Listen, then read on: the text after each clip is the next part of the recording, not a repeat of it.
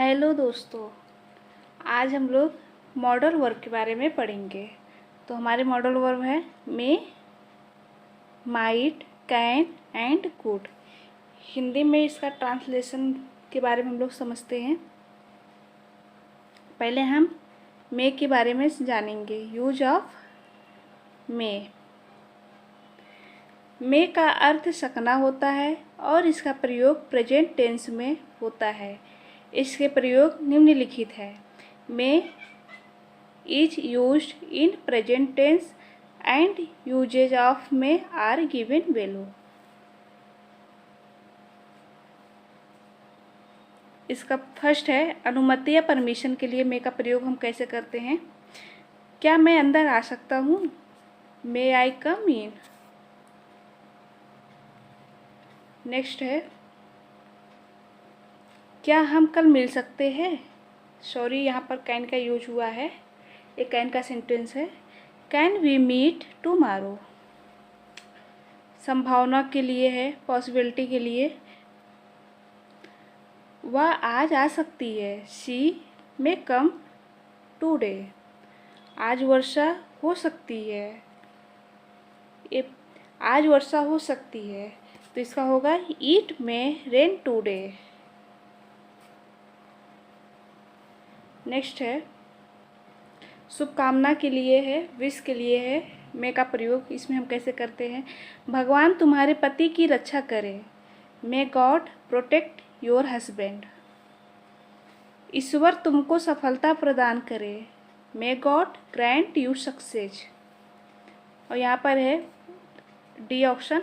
उद्देश्य, प्रपोज या शर्त के वाक्यों के लिए कंडीशनल सेंटेंस में सो दैट के साथ प्रेजेंट टेंस में इसका प्रयोग करते हैं।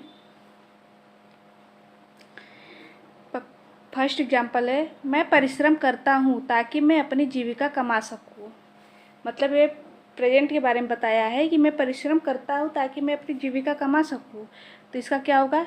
I work so that I may earn my livelihood. वह कठिन परिश्रम करती है ताकि परीक्षा में अच्छे अंक ला सके। She works hard so that she may get good marks in the exam. अब नेक्स्ट है यूज ऑफ माइट। माइट के बारे में समझते हैं कि हम माइट का यूज कैसे करते हैं। यह मे का पास्ट टेंस है। इसका अर्थ सका, सका था होता है और इसके प्रयोग निम्नलिखित हैं। Might is a past tense of may and use of might are given below. इसका एग्जाम्पल समझ लेते हैं। अनुमति, परमिशन के लिए। उसने पूछा कि क्या वह अगले दिन उससे मिल सकता है। He asked if he might meet her the next day. वह शायद जा सकता था। He might go. ये पास्ट टेंस में यूज होते हैं सब। सोहन कल जा सकता था। Sohan might go yesterday. Next है अमित उसे पीट सकता था। Amit might beat him. अगर उसने किताब पढ़ी होती तो शायद उसे जवाब पता होता। If she had read the book, she might have known the answer. Next है यूज ऑफ कैन। कैन के बारे में हम समझते हैं। कैन का अर्थ सकना होता है और इसका प्रयोग प्रेजेंट टेंस में होता है। इसके प्रयोग निम्नलिखित है। Can is used in present tense and use of can are given बेलो।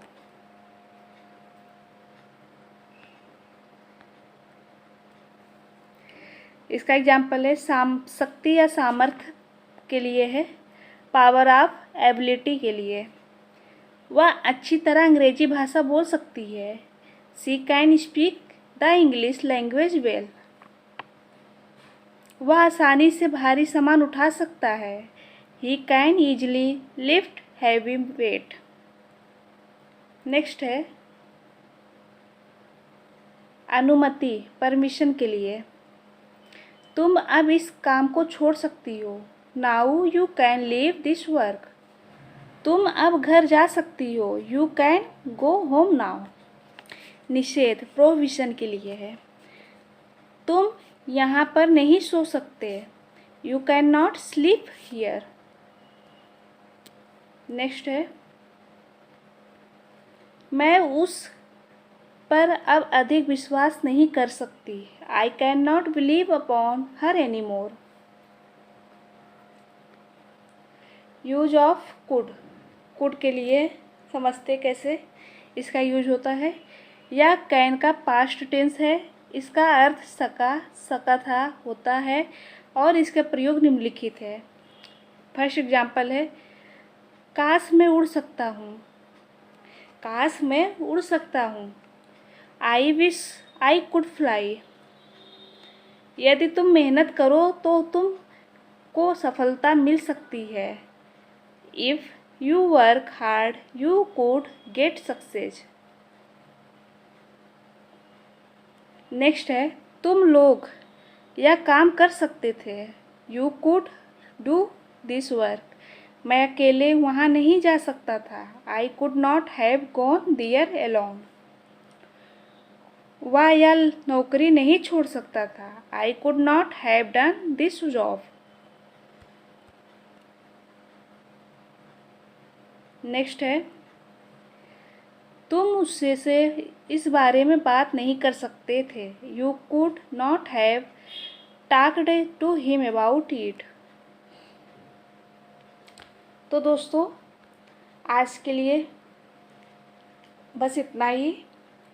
शायद आज आप लोग को मॉडल वर्ब के बारे में समझ में आ गया हो, और नहीं समझ में आया हो तो आप लोग फिर से दोबारा इस वीडियो को देख लीजिएगा। और इसका जब तक प्रैक्टिस नहीं करेंगे तब तक ये नहीं आएगा। ये बहुत ही आसान होता है। इसमें हमें सिंपल ही लिखना होता है। सिर्फ कैन कुड में माइट का प्रयोग करना होता है।